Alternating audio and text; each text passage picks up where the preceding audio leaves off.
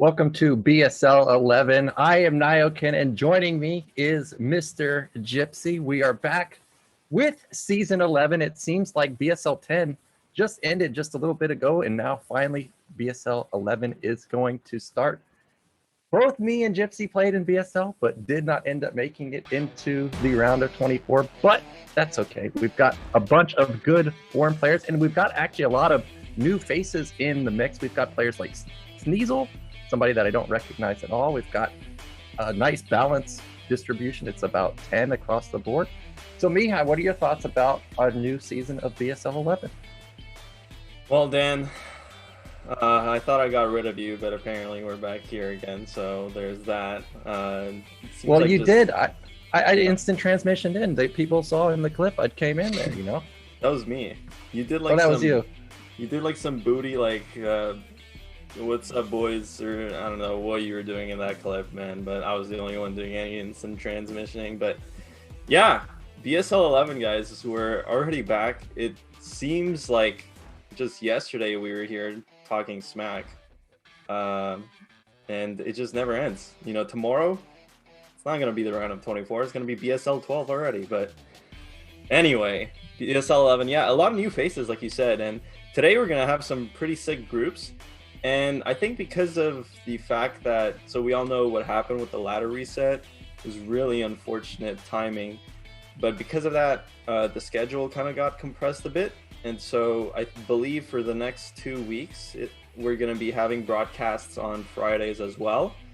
And don't fret, because these are going to be essentially best of ones, kind of ASL style groups, because we have a lot of groups to go through. Being a 24-man tournament here. And today we're going to have two groups, and those groups are going to be B and F. And yeah, I mean, Dan, like, why don't you just introduce some of the players? We're going to go with the group B first, right?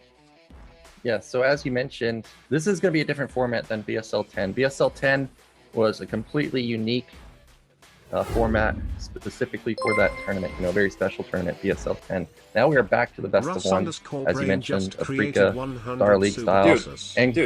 Dude, now I can. Rustbrain just donated 100 subs.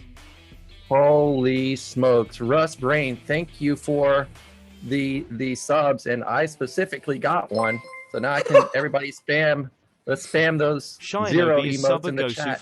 Thank you very much for the donation, Rustbrain, a huge supporter of BSL 11. Thank you so much. But yeah, as I was saying, this is going to be a new format, or it's going to be the Africa format. And Group B, every season it seems we have some type of Terran death squad, and this is it, because we've got our boy Terra, Ultra, he's always in BSL.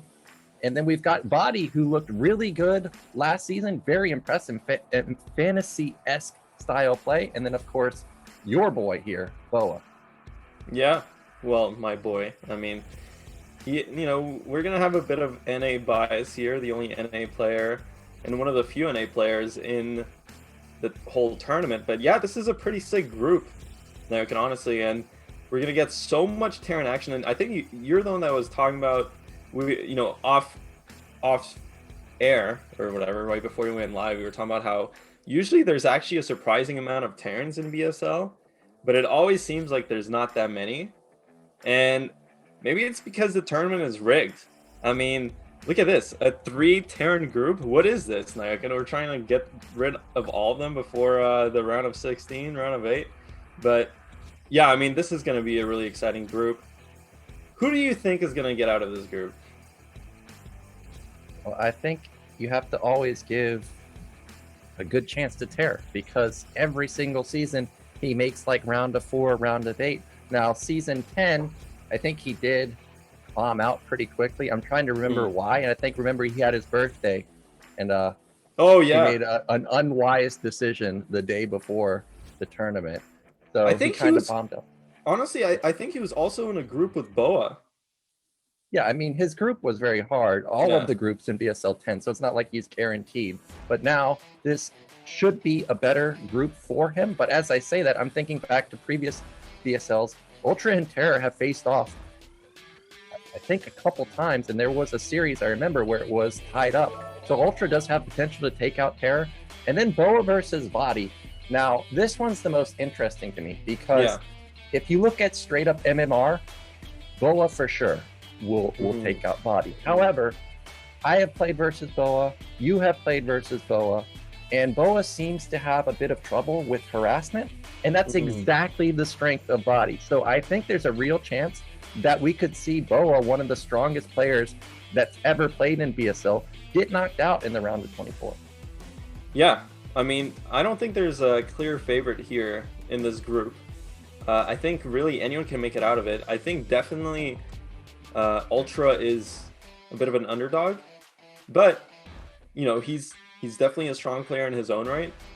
I would expect that BoA and Terra are probably the go-to favorites just based off of results, but at the same time, I think vOddy actually had a better tournament than Terra, like you said, last BSL. I'm not quite sure, or maybe they ended kind of in the same place, but vOddy without a doubt is of the caliber to be able to easily make it out of this group as well. So it's going to be exciting, Nyokin. The first game is going to be Terra versus Ultra, though. And let's get into these. Look at these sexy graphics, man. I didn't think it could get better. Here's the thing. I didn't think it could get better than last season, but this is straight up an upgrade. Yeah, the graphics are always straight up fire every time I see the new graphics every season. Not sure what the kids these days say. You know, I'm a boomer here, but that's what we call it. It's fire. And we can see that Ultra consistently makes the BSL, but doesn't go as far as he's hoping for. You know, I think out of all the groups, this is definitely going to be his best chance because I remember him being really good TVT. TVP and TVZ, not too sure. Like, I'm thinking back to his TVP, I remember them mostly being timings. So I think if he gets BoA, for example, he's going to be in a bit of trouble. But if he was to make it past Terra and then get vOddy in the next round, I think there's a real chance he could get out in first. But Terra, I mean, you can see the stats on the right. He's gotten second, and then he's consistently 5, 6, 7, 5th to 8th place. The only season here that kind of is an anomaly is season 8, where he got 16th, and then 4th in season 9. Like, he's just always deep. Yeah, Terra is just a extremely strong tournament player. You know, he just always has those results, always delivers, and he's always a force to be reckoned with. Now, these are going to be best of ones, so we're only going to be playing one map, and the first map here is going to be Eclipse. Now, I'm pretty sure a lot of people are familiar with this map already because it's been in the ladder map pool for quite a while now, and it's been even in the tournament pool of ASL and BSL now. It was in BSL 10 as well. But what can we see? What can we expect TVT on this map, Nyokin? Eclipse is one of those maps that you can easily split. So this could be an Artosis style TVT where we're sitting here for 50 minutes. But we do have the map displayed here, which means that we should be ready to get into our first matchup. It's going to be Ultra versus Terror, and this is going to kick us off for BSL 11.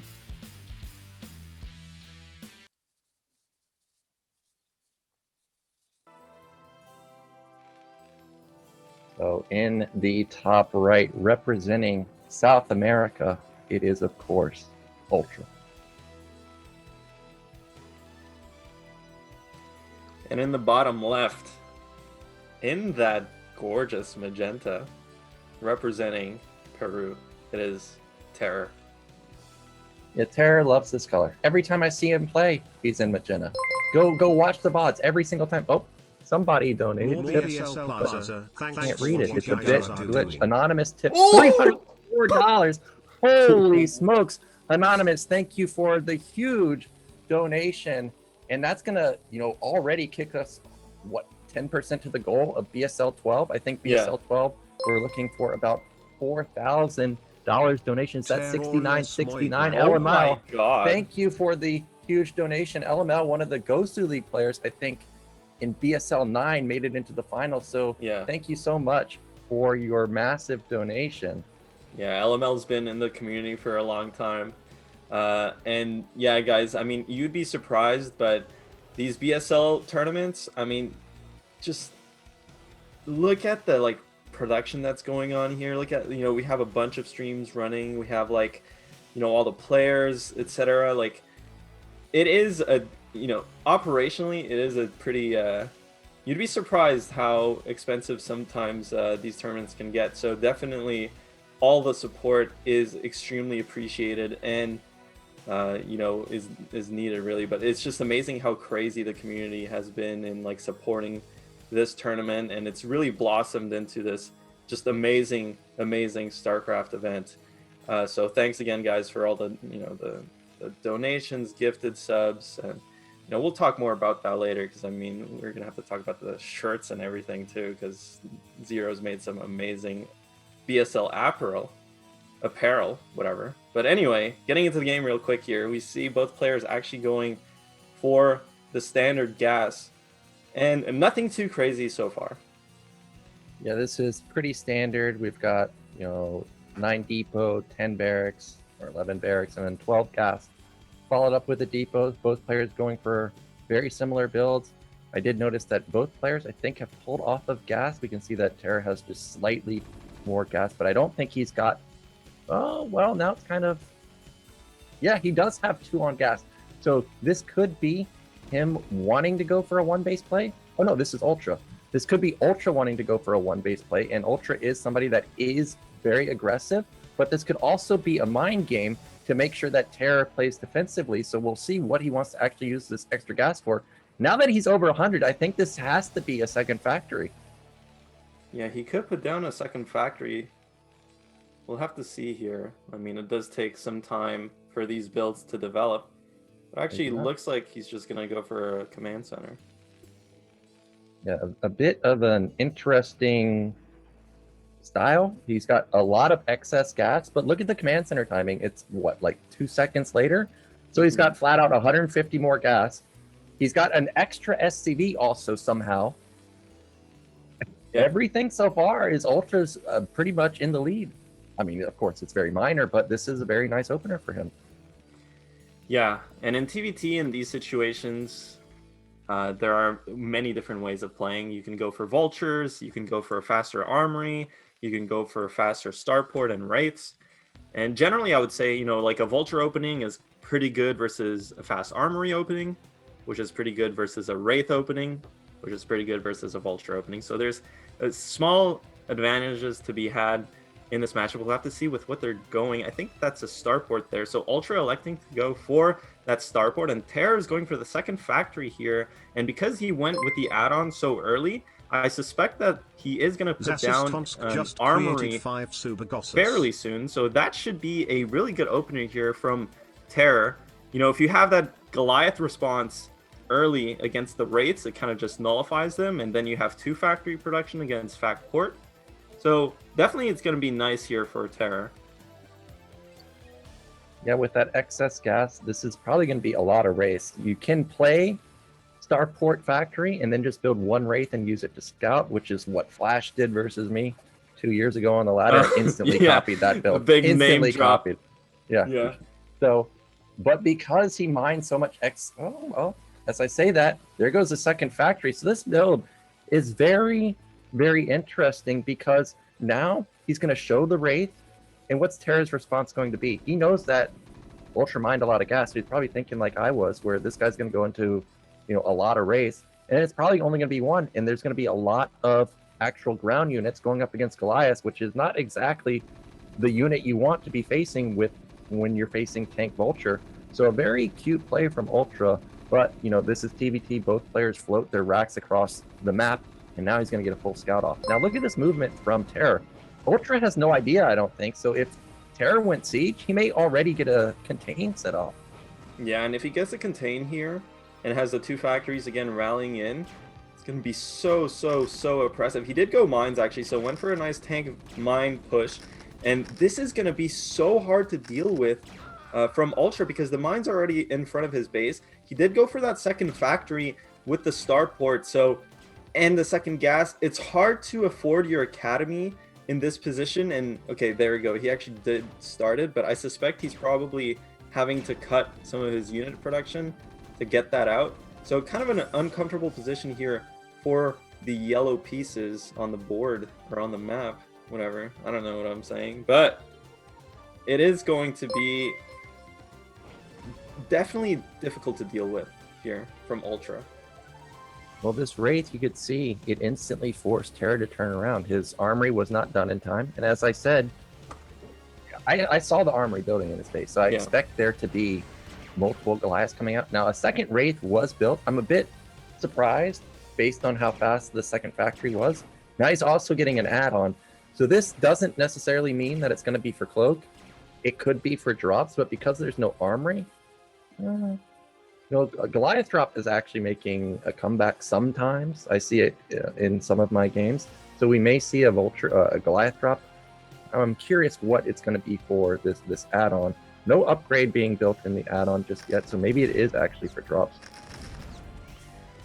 Yeah, interesting here. Terra also going for his own starport, but it's only going to be the one starport, and he's getting a control tower, but he's also going up to 5 factories.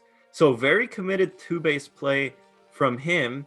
And I wonder if that starport, I mean, I'm guessing it's just going to be for dropships, but that means, you know, if he starts producing units off of 5 factories or the 5 factories plus the starport, it's going to be really hard for him to get a 3rd base up.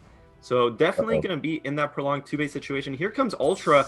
He does spot the tanks here from Terra. Terra does get 1 tank for free before they actually start trading. The Vultures are going to go down, and Ultra with this small move out here, 5 tanks and 2 Wraiths, is looking really menacing. But the problem for Ultra is that I believe that he's still only on 2 factories, whereas Terra is on 5 factories. So Ultra definitely cannot overstay his welcome. He does have so many tanks, though, Nyoken.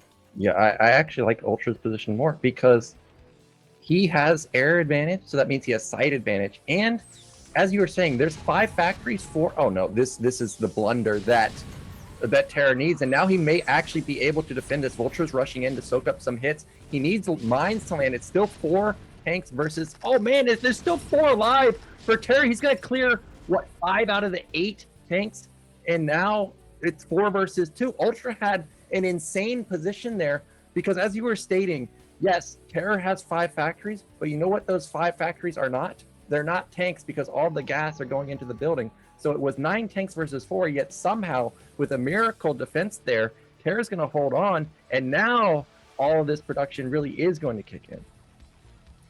Yeah, not just that, Nyoken, but he's actually going Wraiths and Cloak himself. So definitely is going to get, you know, I mean, the thing is, in TVT, you can, if you wrestle air control back from a player that opened Wraiths, it can be game ending here. So Ultra, he cannot lose these Wraiths. He has to keep them out because he doesn't have any Goliaths out on the field. They are his only anti-air. So if Terra somehow regains air control, he can just completely wipe Ultra's ground forces as well. That's going to be something that we have to look out for. But again, Terra not interested in taking a 3rd base. Meanwhile, Ultra does have a command center floating to the 12 o'clock, but these Vultures are coming in here, getting some sick damage. They're going to put mines down at the natural. There's no defense in the main base of Ultra. And Ultra, again, only 2 factories. 1 tank pops out, but it's going to be surrounded by all these Vultures, laying mines all over the place. This is so annoying to deal with. The tank does siege up. SCV's repairing it. Is going to do so much work, though. The Wraiths do come back in time, and if we just take a quick glance at the worker count, it doesn't seem like Ultra took too much damage here, and now Ultra's going to be on 3 base, Terra's going to be on 2 base. Terra has to do something. Yeah, now I want to point out that in the tank fight that we saw, the 4 versus 9, if Ultra's really on top of his game, he should have noticed that, hey, man, you didn't build any gas units. That's very unusual. Here comes Terra. He's going to actually try and bust through this, but this is 6 tanks. But it looks like there's not really much focus firing going down for Ultra. He doesn't kill any tanks yet. He's only clearing Vultures. Now he's focusing down a couple tanks, but here come the race of Ultra, and he has way too many. Oh, well, actually, this Goliath is going to push them back. But overall, a decent fight for both players. He kills a ton of Vultures, or Ultra does. He kills some tanks, but Terra kills all of the tanks. Yeah, and now Terra again with the 5 factories. Ultra only on 4 factories, and one of them was adding a machine shop, so it's going to be hard for him to replenish his units, and you can see the reinforcing vultures are the units that are really going to put some pressure on. But Ultra, thankfully, he does have Wraiths still. He has been making Wraiths off of that starport, and obviously Wraiths are pretty good at dealing with vultures eventually, since vultures obviously can't shoot air. But, you know, they are going to clean these vultures up. He did lose a couple of SCVs at this 12 o'clock, but you can see he's still in the lead worker count wise, just now saturating his 12 o'clock base, and he does have tanks sieged across from his natural to his third base. So for the most part, it looks like Ultra is going to be able to stabilize this 3 base, but he has to deal with this 5 factory production, which represents a lot of units, and specifically, you know, a decent amount of tanks with vultures. So the vultures can screen for the tanks to get in range of the opponent's tanks, and basically point is Terra can bust here. He does have the Wraiths coming in too, but Ultra did scan them. So, and the thing is, Ultra has more Wraiths than Terra does, but they're cloaked, and Ultra also has cloaked. They both are just in this dogfight. It looks like Terra's gonna slightly come ahead. Wow. He does clear the Wraiths, and now there's no Goliaths on Ultra's side. There's no armory. The armory is being built. So the 4 versus 3 fight that Ultra had, now he's scrambling to get up any anti-air. He just doesn't have any. The armory's about to finish, but these 2 Wraiths are going to do work. And now this is going to let Terra probably eventually bust. Look, he's ready. He wants to get in there. He just needs the vultures to lead the charge. I think he's probably going to wait for one more cycle. Nope, he's just going to go in now. And this is only 5-6 tanks for defense. Yeah, it's just not enough tanks here. He does siege a couple more tanks in the back, but just Terra plowing through Ultra's defenses, and it looks like he's going to get into killer position. I mean, he still has to end this game, and remember, Terra is only on 2 base here, so he does have to do a critical amount of damage. Some SVs get pulled off of Ultra's natural, but there are no units to reinforce that, and it looks kind of like a dire position here from Ultra. The thing is, Ultra does have the high ground to work with. He does have air control now. He did kill Terra's Wraiths, so he can fight back from this position, but it's going to be really hard. Yeah, it is definitely going to be very, very hard. He needs to get tanks on the high ground and then siege this 1 Goliath. That's the saving move so far for Terra. The mine is not going to get set up. It is going to get taken down. If he can kill the Goliath, he can bust through this. He's got 2 Wraiths. He will be able to push this back. Looks like Terra is recognizing that maybe he's overstayed, and I think he's thinking about turning around. Yeah, he's just going to posture back. Just set up a contain, I think, is a smart move. Instead, it looks like he's got his eyes set at top middle. Remember, there's a bunch of mines set up there, so he has vision, and that's exactly where he's going. Yeah, but Terra is actually losing his Goliaths through just pushing up here, so these tanks do not have any anti-air with them. These Wraiths from Ultra could clean them up at some point, but there's just so many units here from Terra. Remember, he does have that 5 factory production going. Finally, Ultra, I think, has matched the factories himself, and he is going to clean this up with a 3rd base. Meanwhile, Terra, I'm not sure that he even has a command center behind this, so, I mean, he is killing a lot of SCVs. You can see he does have kind of a worker lead, but we are getting close to the 15, well, we are at the 15-minute mark, which generally indicates that, especially if you're on this prolonged 2-base play, your main and natural are getting close to mined out. So Terra really needs to make something happen here. But, oh, here come more Wraiths from Terra, and if he kills these Wraiths, it would be massive. But, I mean, Terra has to win the game here, Nyokin, because Ultra is going to have 3 command centers.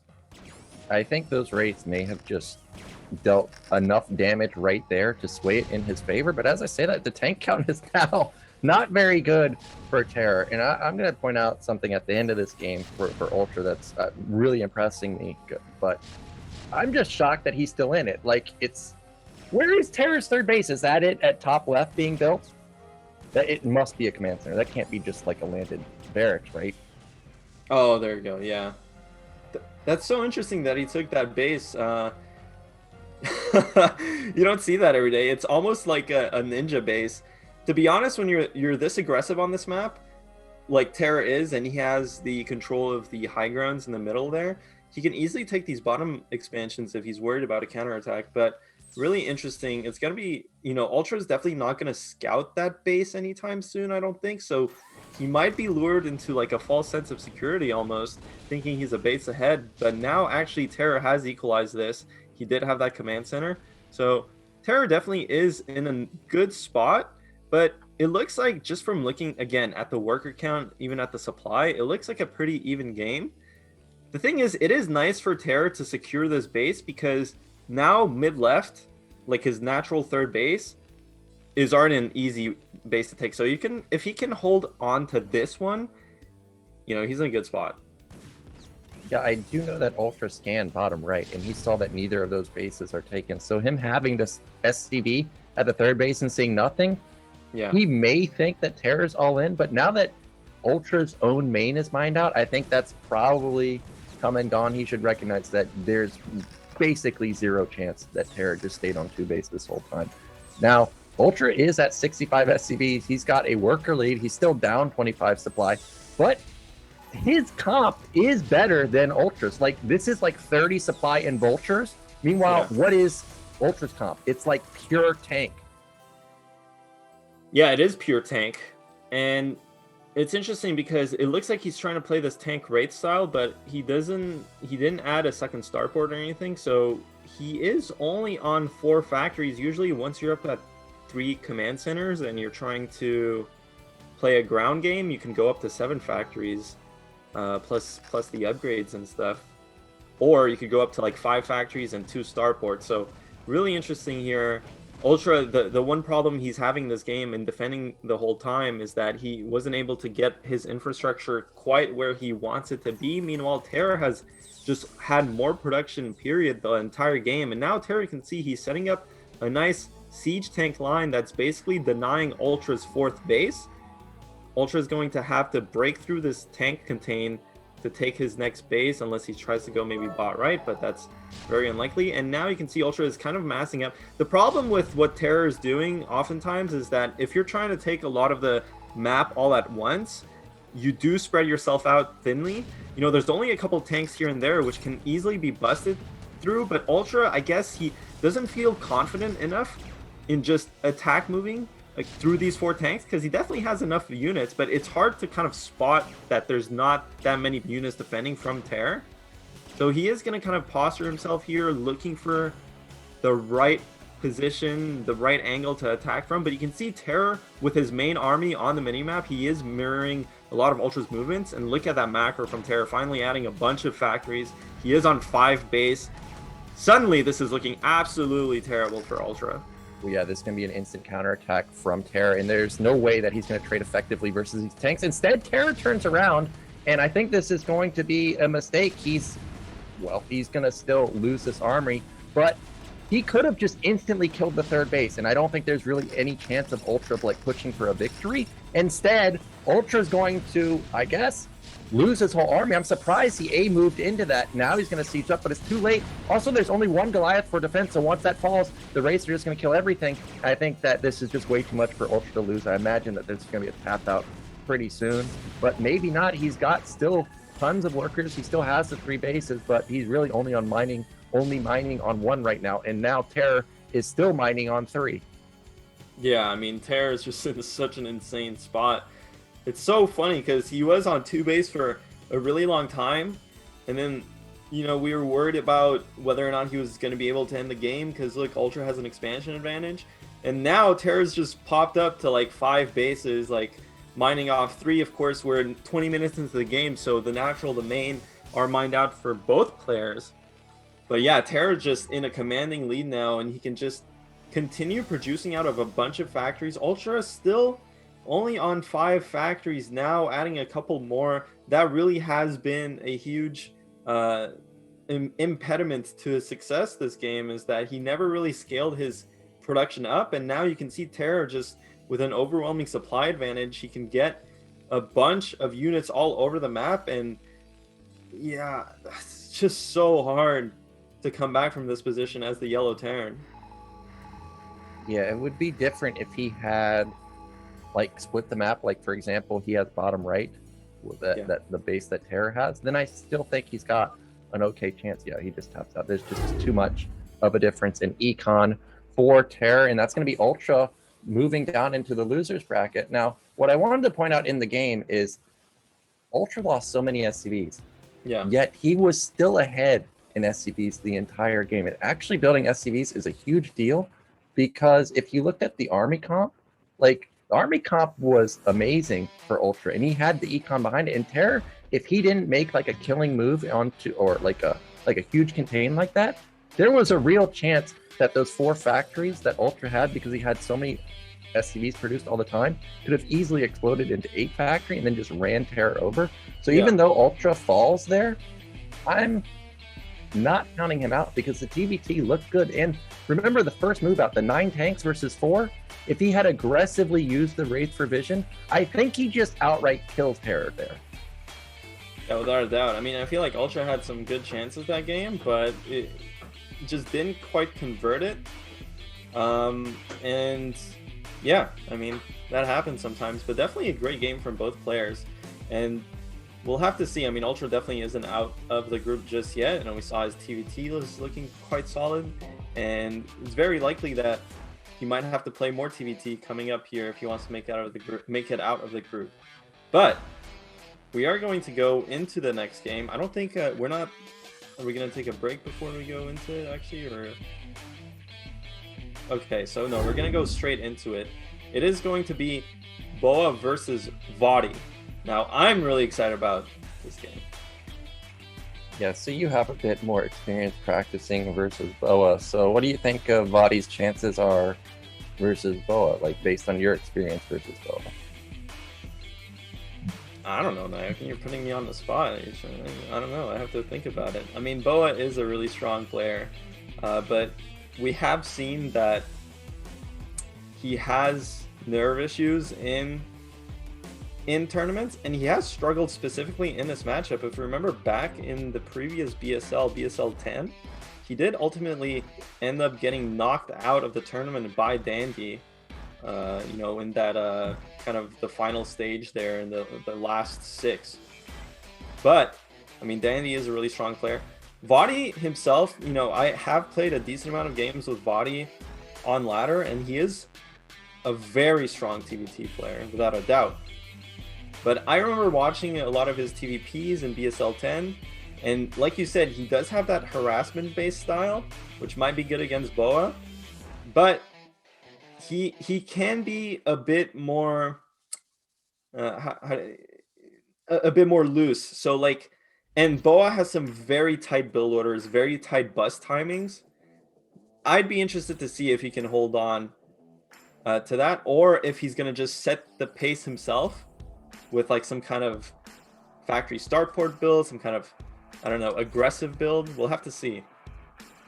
Yeah, so we've got the stats for both of these players. vOddy doing pretty well in Season 10, getting, you know, between 9th and 16th place. Meanwhile, Mr. BoA making it into the round of 8, getting 6th place. And I agree with what you said, where I think if vOddy sets the pace, as you stated, BoA is going to be not necessarily in trouble, but it's going to be more difficult for him compared to playing somebody like Dandy or like Dandy, who's just going to be like a macro god.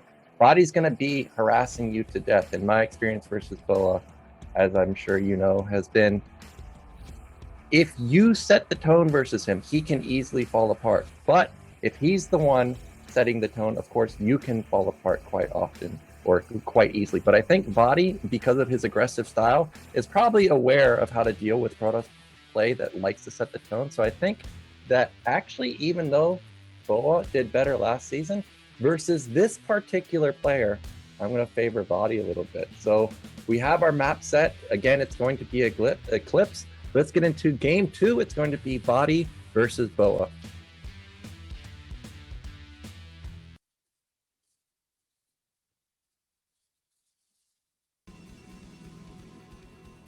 Right, in the top right in the yellow, one of our highest placing finishers in BSL 10, it is BoA.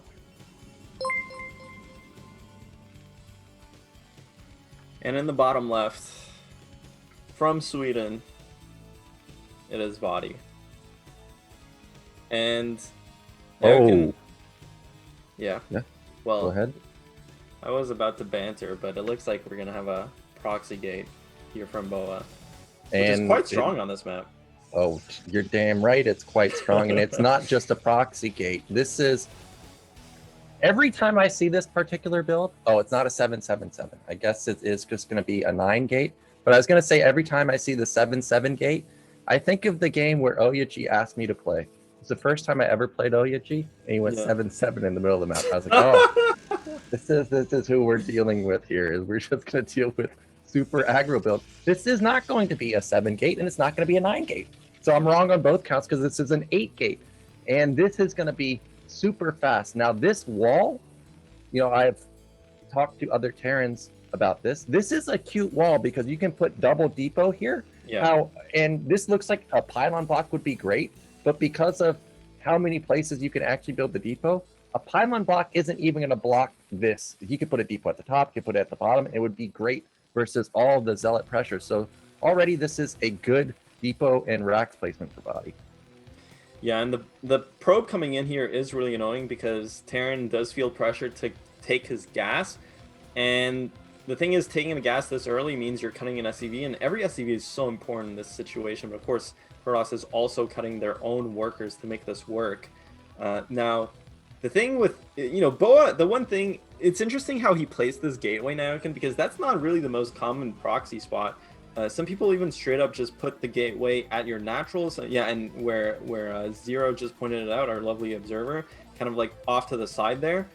But this, you know, it's a bit further away. The Zealot is going to take a while to get down there, but it's harder to deal with. It's harder for Terran to kind of push out and kill it, and it's definitely, you know, there was no point where he could have pulled SCVs to kill that gateway. So here comes the first Zealot, though, and the wall is already ready here for vOddy. So he does have... This is such a great wall on this map, because basically he can just pull the Marine back to the southern side here, and there's nothing Protoss can do about it. So he's going to completely stuff this harassment here from the Protoss player, and I don't think one SCV has gone down just yet. The Zealot is poking and prodding around, trying to get an SCV. He definitely needs to kill some SCVs with this push here, otherwise he will be a bit of... Oh, but he actually gets through the SCV kind of football line there, the linebackers, and does jab that one Marine down, and suddenly this is looking really scary for vOddy.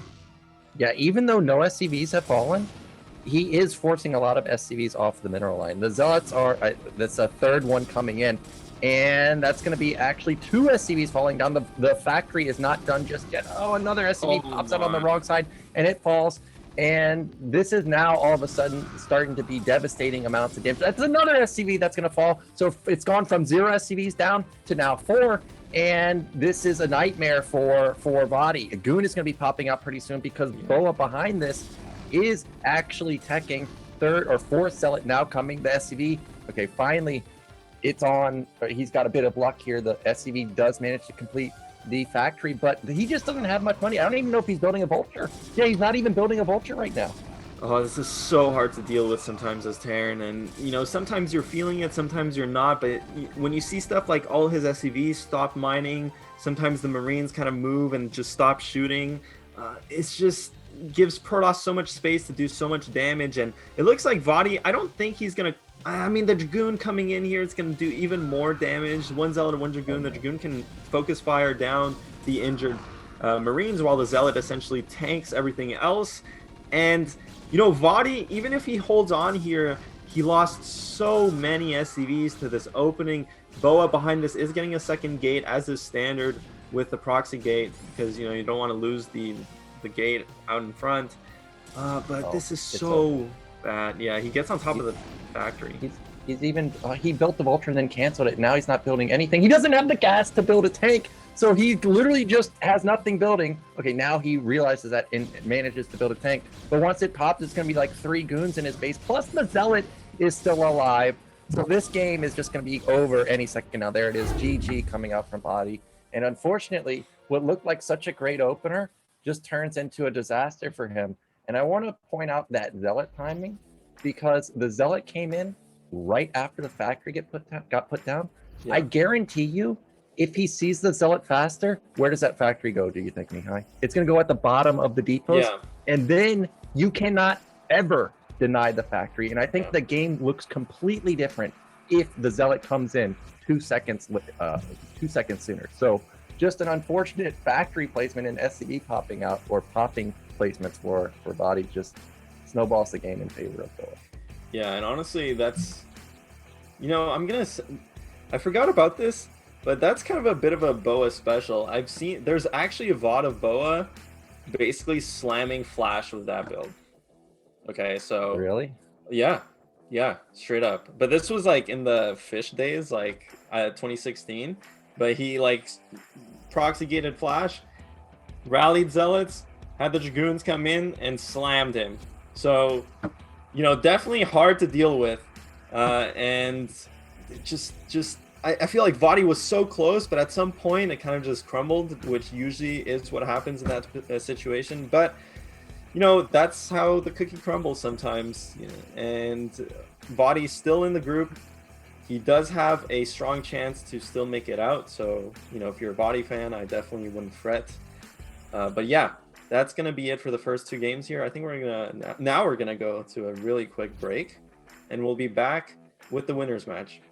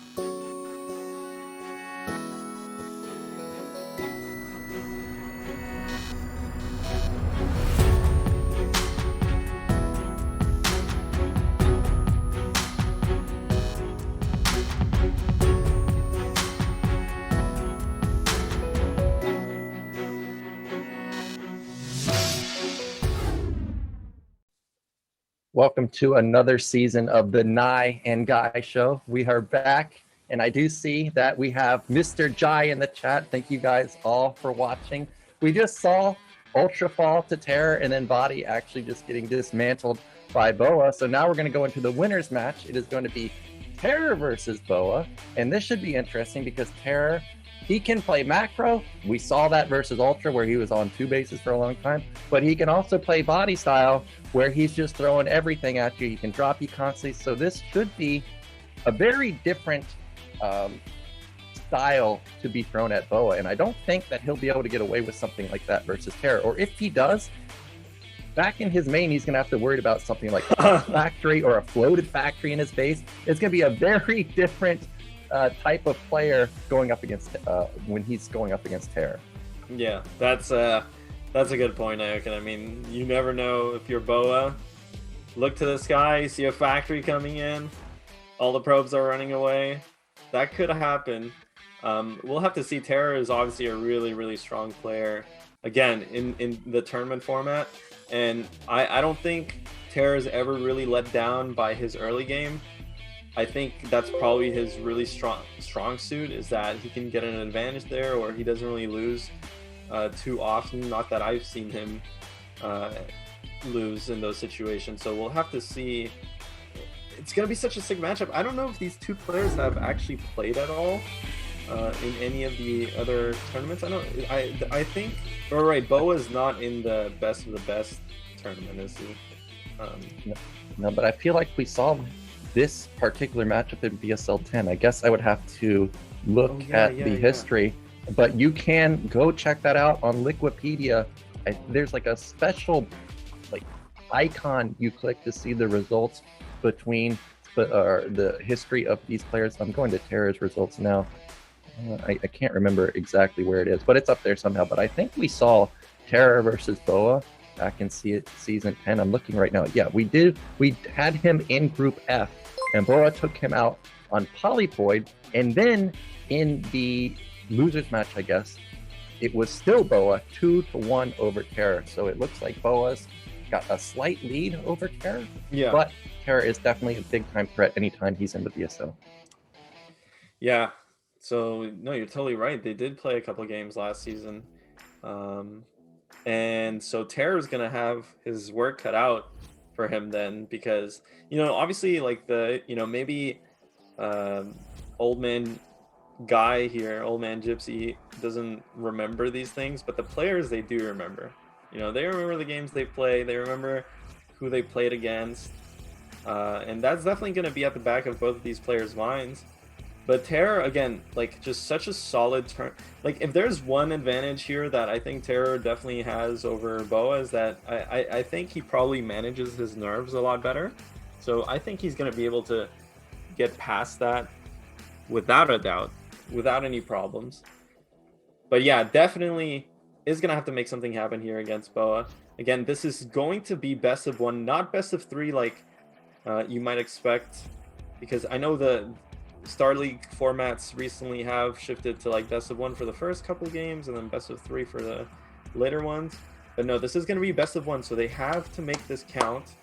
And personally, Nayokin, I do enjoy best of 1s in this type of format. Yeah, best of 1 is quite ruthless and cutthroat, and potentially you can have people, make huge upsets in the round of 24, round of 16. So we'll see if Terror can make it out in first, or is it going to be our top 6 finalists in the BSL 10 making it into the round of 16, our first round of 16 finisher. And our map is going to be Sylphid, and with the map displayed, that means we are ready. So let's see who's going to be our first person out of Group B.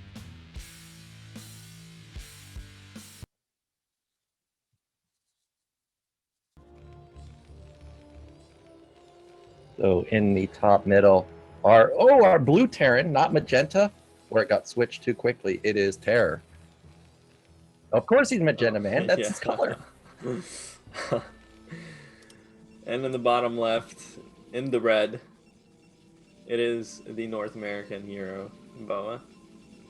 And I want to point out that because these are from replays, Terror has no idea what happened in the Ultra game unless Ultra told him. So like if BoA was to go for a 7-8 gate like we just saw, Terror would not be expecting it at all. And I'm actually a bit surprised that BoA isn't going for a pressure build based on what we just saw. It had so much success, but this is Sylphid where you can instantly wall off, and that looks like what Terra is doing, or he could just be putting his racks right to the left of it and going for another slick SimCity. And like I was saying on Eclipse, where the factory would have been in a safe place at the bottom, I know I'm pretty sure that Terra's actually going to tuck it in at top right, so he would not have fallen apart versus something like a 7-8 gate in this particular game. Yeah, that's definitely a good point. This is a nice SimCity here from Terra, and he is sporting that nice skin, that command center skin there. It is pretty sexy. I haven't seen it in a while. I wish we got more skins. I want that StarCraft 2 style where you can put up like a portrait and it like hovers around your command center or hover around your nexus, and like Major has his own portrait around his command center. That would be hilarious. I'm pretty sure everybody would put like Artosis angry emote like surrounding it. We'd all put machine pictures. Oh, machine? Yeah, for sure. But anyway, SV coming in here from Terra. He is going to scout the gate, the core. Core is coming at a very normal time, so definitely knows that there's no kind of really early zealot coming out of the gateway. I just realized this is gasless. Oh yeah, it is. It is pretty risky to do gasless on this map, to be completely honest with you. The thing with gasless, Naokin, is that it's just not that good if Protoss scouts you right away. Like if you get first scouted, it can just be really bad, which is why you don't see it too often on 2-player maps. And on 3-player maps, the chances that you get scouted are very high. But in this situation, it looks like Terra is going to get away with it. I mean, there's no early zealot. Yeah. As you stated, if you get scouted, it's almost doomsday for you. And that's why you see a lot of pros actually just instantly go into the 14 gas style. And as you pointed out, it can be very risky to go for on a 3-player map. And this is where mind games start coming into play, because if you're Terran, you're thinking like, well, this is not a smart move because I'll get scouted fast. But at the same time, because there's so few positions, a lot of the Protoss players will just not scout at all, like not even probe scout. They'll just send their goon, and there's a 50% chance they're going to scout you first anyways. So a bit of a mind game there, and actually Terra's not going to get punished despite there being a somewhat quick scout, but looks like this goon may pick off an SCV. Now the real question here is, what's the follow-up for Terra? Because as we pointed out, he can do anything. Now if this ID said TT1 and not Terra, this is 6-7 fact all in. But because it's Terra, it can be actually anything. It can be Marine Medic too. Yeah, it could be anything. We'll have to see here. The thing is, Protoss can keep Terran quite honest in these situations because, well, that Dragoon actually took a lot of damage from those Marines, so that's annoying. Double factory here from Terra, kind of the standard follow-up, and instant robotics here from BoA, which also is pretty standard. And BoA, you can see he has been making Dragoons this whole time. Dragoon range is going to finish here. And against gasless, what's nice for Protoss, especially when you open these Dragoon, these gateway builds, is that you can just sit here and hit the bunker. And this is a lot of resources from Terran to repair this bunker until the tanks come out. So, for example, if Terran didn't have to repair this bunker, you might see something crazy like instant 4 factories go down, just sick timings coming out. But because BoA is sitting here and just wailing on this bunker, it is going to keep the Terran honest. It is going to even out the economy here, economy disadvantage for Protoss. But you can see already Terran is ahead 6 workers, which is insane. That's just what this kind of build can do for you when it goes unpunished. But BoA is going to be able to essentially take another 3rd Nexus relatively soon here. We'll have to see. He is going for the observatory. There is no shuttle on the way, so I don't think he is going to get a Reaver with this. It looks like it's just going to be 2-gate obs and most likely a 3rd Nexus. But where is he going to take... Oh, no? No, it's going to be support pay. It'll be support pay. A lot of players are doing it these days to get about the 6-minute support pay. And this is what I was waiting. Oh, I'm shocked at that upgrade. It's going to be Speed Vulture, but it's 3 tanks coming out for Terran. I really thought for sure he might be going into like a 5-tank push with then rallied vultures and mines. But instead, this is just going to be 3 tanks. I'm curious what he's going to do with this, because a lot of times you just see Terran build 1 tank, just push the goons back and then send the vultures out. So this might be a push with 3 tanks and 4 vultures, or just 2 vultures. But I'm sure you know from experience, like a lot of times Terran's moving out at 6 minutes, and then like at their base at 6:30. So if he goes for a push, I'm not too sure this is going to work. And also BoA has not cut goons. This is 6 goons. It can flat out kill any move out right now. Yeah, BoA has an incredible read on the situation. He knows, I mean, it looks like he knows this is a 2-factory push. And going 2 gate obs like this is just so strong against this. Like, honestly, these goons are going to do so well unless they're completely... I mean, the vultures are coming out here, no tanks. Terra does that. Oh my god, they actually get stuck there. And 2 vultures go down before they can put down their mines. So huge pickoffs from BoA, but of course, 2 vultures still getting out on the map. But look, very nice SimCity there from BoA. He does have a wall at his front. He does have a couple of goons defending, and still 6 goons outside of Terra's base. So he completely nullifies this play from Terra. And of course, these goons being out on the map, it is risky, Nyokin, because if BoA went for something like a quick starport and a dropship was flying around the map, this would be a really, really bad situation for BoA to be in. But somehow he does get a nice read here onto the Terran player, does stuff that early vulture push out, and now he's going to have a shuttle and a reaver coming in. The thing is, his 3rd is going to be a bit late, but he even has like a cheeky 3rd gate at his natural. Nyokin, I actually just spotted that. Yeah, I think this is a player-specific build, because if I was Protoss and I kill 3 vultures and take no damage with this particular opener, I'm thinking, well, there's no way you can attack me now, so that's a 3rd Nexus. I have Reaver. I may even contemplate going for a 4th Nexus even. I'd probably tech, but I would have instantly put down a 3rd Nexus. But because this is Terror, and even though he lost 2 vultures, the likelihood of him building 4 factory or 5 factory is very high. So I think that this is a nice move from BoA to just put down a couple more gates. It's not going to,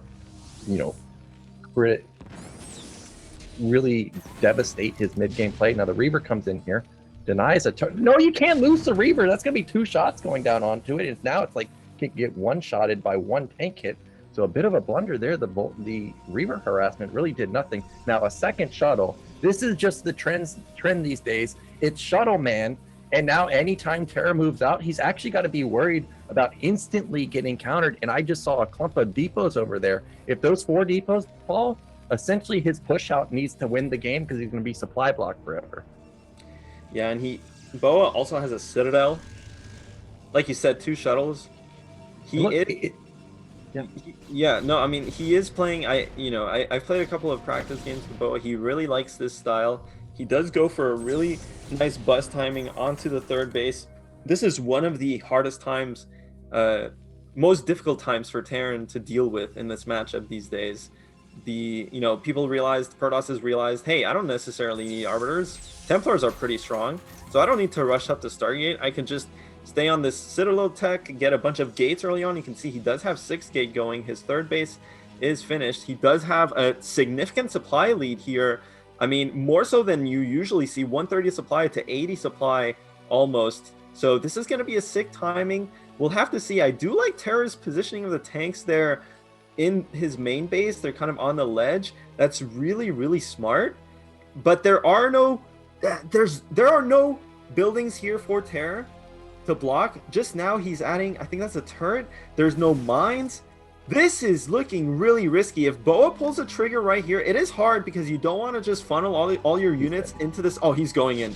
He's dead. He's mega dead. There's 2 tanks on the top side of his base, but the Reaver gets taken out, and it looks like one of the shuttles got instantly popped. So maybe he won't be able to get onto the tanks, but those speed zealots are zooming in really quickly, getting on top of 3 or 4 of these tanks. They are going to fall. None of the goons have really fallen either. So they're going to take down a couple takes themselves.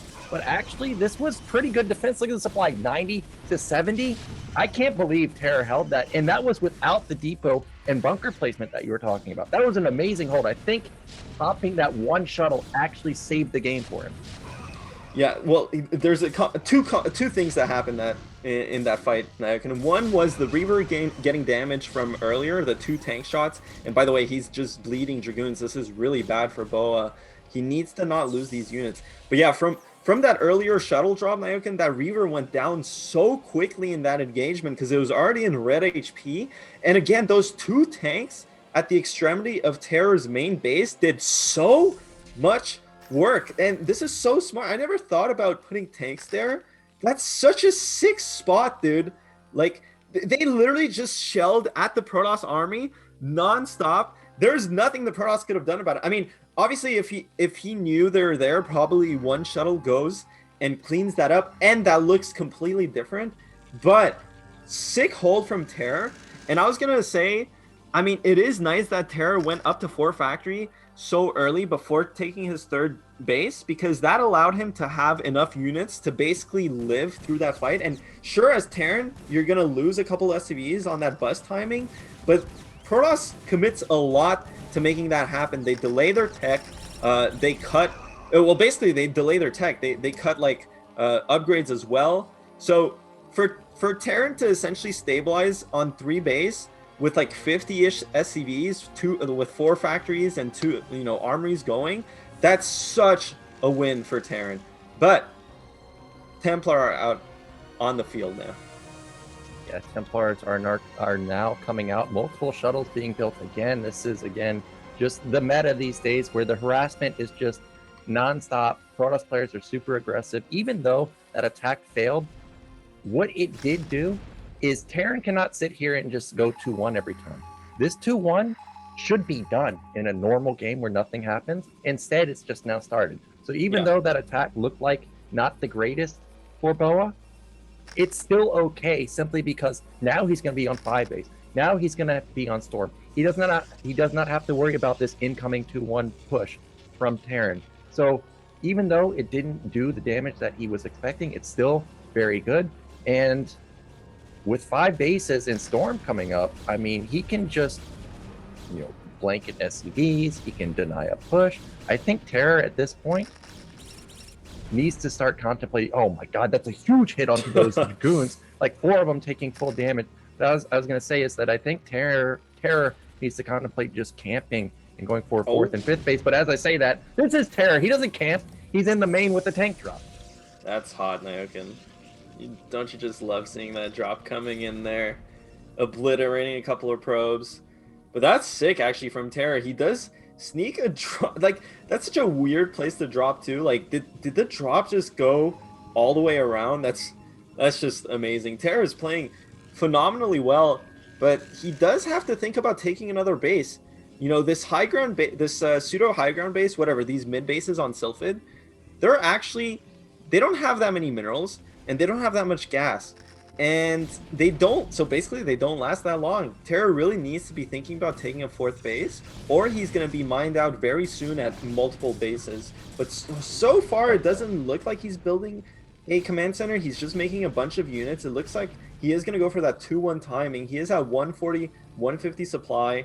You want to kind of hit that 160, 170 threshold before pushing out as Terran. So still some time to go. He is getting a vessel, so yeah, this is going to be a committed 3 base push, and it's going to have to do some damage, because when you delay your 4th base like this and your 5th base, that means that you're basically mining out your 3 bases that much faster. And so once you get around to taking that 4th base, taking that 5th base, you're really only mining on 1 or 2 bases. Meanwhile, BoA has expanded very well this game. He went up to 5 base quite fast after that bust. And the only thing that's not going in BoA's favor is that he doesn't have a Stargate yet. He doesn't have Arbiters, so he can only rely on Templar and Gateway units. But that can be plenty enough to stop this push. Yes, exactly. And Terra is taking his 4th base. It is the mineral only, so he's not going to have, a ton of gas coming in. with his main and that depleting, and then the third base also being a low econ base. So he does need to think about taking mid right pretty soon too. Drop is going to get cleaned up. The Vulture got into the sweet spot, may get more probe kills than I was expecting. And he has gotten a decent amount of probe kills because I noticed that it was about 6. So look at the Templar. He doesn't want to fight. He's just going to allow the probes to get massacred. The entire probe line went down there, and it went from 65 probes down to 54. Now, BoA has to be very careful because that is a lot of tanks. It's a 16-minute push, so you know the tank count's going to be very high. And I know that EMP got upgraded. So if Terra can get off a sick timing right when the Templars unload, potentially there's no AoE in this army. Well, both players posturing up. This is going to be so crucial. Both players on kind of a low economy here. 50 workers for each is not kind of the maximum economy. That means their pushes, their unit counts are going to be that much higher, and this is so stressful for both players. BoA's going to push the trigger.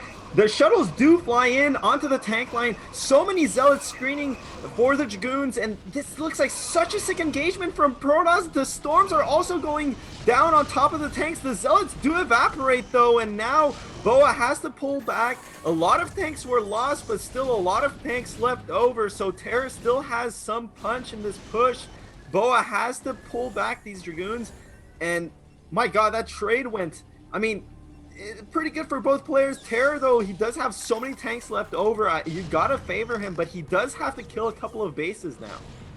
Yeah, he's gonna kill this third base. He looks like he may kill bottom middle, and if he can wipe that out, then all of a sudden BoA would be down to 3 base versus 4 base, and he lost a lot of Templar there. I only see 1 remaining, and looks like these Vultures again are in a very slick position, but Terra does need to scramble to start killing these bases. Protoss will remax quite quickly, but because of how much damage or how many probes have fallen, actually the bank's not that big anymore, and even Terra has a supply lead. But I do see the first Arbiters coming out, but you have to get the Arbiter out, then you got to wait a minute to get stasis. So BoA may feel obligated to attack before that happens, and if he attacks without AoE, he can't win. That's a great storm on top of those tanks, but unfortunately for him, none of them are the weakened ones. They just soak up all of the hits. Now Zealots are going to come from the top. Oh my god, Terra's doing so much damage. He did kill that base, but now a lot of these tanks are going to die. The thing is, BoA does have access to this bottom left base as well, and that's a lot of tanks left over for him as well. Terra did secure his mineral-only base at the same time, and he's building another command center. He is going to look for that 5th base himself, so really Terra converting that push into a nice solid lead here against BoA, and BoA still... yeah, he is bleeding a lot of units. Oh, this is looking really bad for the Protoss. Yeah, it's over now. It's a 50 supply lead for Terran, where Terran also has 2-1 and +3 is about to kick in versus a Protoss. No Arbiter still. No Stasis still. The top base is going to get wiped out because he just bled off way too many Zealots at the bottom. Now they're funneling into Mines and Vultures. This is it. This is going to be Terra moving out in first place unless something catastrophic happens. But again, look at the Vultures in the back. Even though the Zealots may clean up the army, the Vultures make sure that the entire mineral line is destroyed. Oh my god, and so many more probes coming in to their death here, and Terra is just doing game-ending damage, like you were saying, Ioken, and this is looking pretty much over here. BoA probably collecting his thoughts. You know, I mean, definitely not gonna just leave the game right away, but definitely in the ditch. You know, Terra just executing his push flawlessly, and that looked pretty good there, as the GG is called for BoA. That looked pretty good for Protoss, but turns out the Terran army is kind of OP. I mean, did you see that? It just destroyed those Protoss units, man. Like, there's like, you know, it looked like pretty good for Protoss for a second, and then like 20 Zealots just disappeared. It was like Houdini playing Terran or something, I don't know. Well, the Templar style is very hard to play versus, and even though it looked simple there, a lot of times your entire tank line can get destroyed. And I want to point out, there was a storm during that fight that missed everything. And there were like 5 tanks that were very low. So that could have been 5 tanks instantly killed. Yeah. So when you whiff your storms, you know, and you're playing a style where Terran's playing ultra defensive, where they're slowly building up tanks, you know, it's not like a normal 12-minute push where Terran only has like 15 tanks. Yeah. Only, right? But Yeah. now, when you're facing a 16-minute push, there's like 25 tanks. So if you not only let them build up tanks and then you whip your storm, Yeah. something like that happens where the Protoss army just melts. So Yeah. a bit of a botch there from BoA, but before that, it looked okay. He was on 5 days. He did a decent amount of damage to Terran. He delayed the 2-1, but really it was just the whiff of the storms that kind of did him in. And then I also have to point out that once the harassment started happening, you could see that BoA lost probes everywhere. Like, as we were stating, like, once he's out of control of the game, he kind of just falls apart, and that's exactly what happened. Yeah, well, excellent game there from Terra. Really kind of coming back with a vengeance. I think last season, he, you know, kind of a disappointing performance for him, and people probably would have expected him to make it much further into the tournament. But, you know, that those things happen. This time around, though, completely smashes his group, and just completely wrecked BoA in this game, to be completely honest with you. So, very strong showing from him. And now we're going to go into the losers match. This is going to be Ultra versus vOddy. And this is going to be a sick matchup to watch. We saw Ultra had a pretty decent game against Terror. I think he definitely, like you were pointing out as well earlier, Nayokan, he definitely had chances to win there. So his TVT is looking strong, but I know for a fact vOddy himself also has really strong TVT. So this is going to be an amazing matchup. Yeah, and even though Ultra did fall versus Terror, you know, it sounds like not a big thing, but building SCVs is actually a really big thing. And TVT, they can soak up so much damage. Econ is his econ was ahead of Terror the entire game, despite losing so many SCVs. So I think Ultra has a really good chance versus vOddy, but also vOddy plays a completely different style than Terror. vOddy's not just gonna like tank Vulture move out versus you. He's going to do like Vulture drop in your main. He's going to do Goliath drop in your main. He's going to do like Wraith harassment. It's going to be completely different. So we'll see how Ultra can stand up against somebody that's ultra harassment based. But so far, even though he fell, he looked pretty good. And what do you think in this match? Do you think there's anybody favored? Is it going to be vOddy making a run in BSL11 like he did in BSL10, or is it going to be Ultra getting into the round of 16 like he always does? Well, Nayokan, I'm trying to get into the groove of being kind of a nice, objective, impartial caster. Oh yeah. You know, I'm just trying to present these players in the best light possible. Just trying to be very positive, and we can talk about, you know, they're all great players. And then you put me on the spot. What do you think about these two players? Now, I mean, I've played both of these players on ladder, but like quite a lot of times. And in my opinion, I think I'll say I would, if I were a betting man, I would bet on vOddy this game. So I'll leave it at that. Sounds like we need to make a prediction vote in the chat right now and put all of your BSL points into that. Put your money where your mouth is and see if you can. I'm a mod though. I can't bet. Oh yeah, you can't do that. Yeah. So Ripperino for you. That's I would. unfortunate. That's the unfortunate thing about being a mod in all these channels. It's like when I'm in Artosis' game and I see like a 1500 Protoss, I'm like, I'm all in on the Protoss, but I can't vote, man. I can't vote. Yeah, well, the game is going to be on Polypoid. It is going to be a best of one, guys. Of course, we get this map preview here, but everyone knows what Polypoid is. It means the game is ready, so let's get right into it.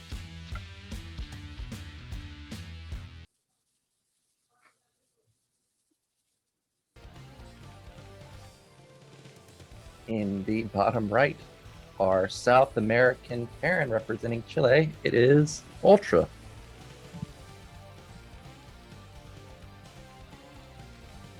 And in the top left, in the white, the Swedish god, vOddy. Yeah, so Polypoid. Yeah. I think this is my favorite map in all of the maps so far in ladder. Even more than Eclipse. You know, Eclipse is very popular, but Polypoid, I like this quite a bit. Now, we've got these spawns. Is there, like, it's cross spawn. TVT, like, sure, vultures are the go-to, right? But if you're cross spawn, does that affect your build at all? Are you going to see more Wraith play, tank play? What are your thoughts on these positions, or does it even matter? Yeah, who knows? I don't think it matters. In my experience, guys, we're on the Zoom. We're doing this broadcast through Zoom, right? So like, you guys only see the screen here, the actual game, but I get to see Nyokin's lovely face. And every time I say something, I see a nice little smirk on his face, or like when he even asks me, he like smirks. And it's really clowny. Anyway,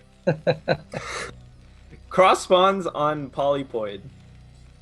Oh, here's the other thing, Nyokin. You know what I realized is that, because who are the other big Brood War casters? Of course, the one and only Tastosis. And you go listen to them, and they have great banter. And then I think to myself, wow, I wish we were that funny, Nye. I mean, maybe I think I'm weighing us down. I think I'm wearing us down. But then I realized, like, what do we talk about? And we just talk about the game. Like, all the time. Because we're just huge nerds and we love this game. So you know what? You're going to ask me, what's the difference between cross spawn versus horizontal versus vertical spawn on TVT? And I'm sure you have your own thoughts on it. We can talk about that. Now, cross spawns, in my opinion, it tends to go pretty late, don't you think?